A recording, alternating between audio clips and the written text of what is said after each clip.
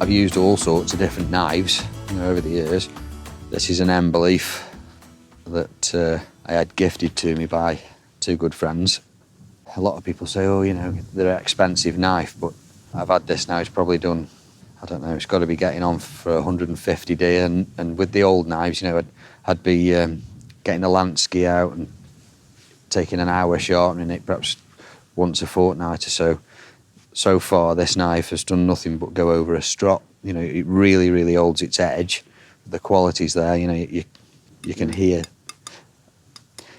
It must be really hard steel, I don't know what it is, but it just holds an edge so well. Brilliant. It fits well in your hand, holds a good edge.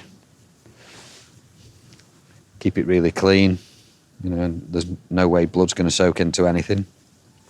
And obviously this bit here is glow in the dark, so if you're frightened of losing a knife like I was, that's why I wouldn't pay a fortune for an expensive knife. If you did drop it in the dark, it all glows up.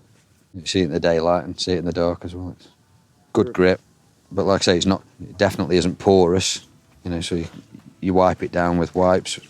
When you get it back home again, obviously, you give it a good clean. But yeah, brilliant knife. They come with a lovely sheath.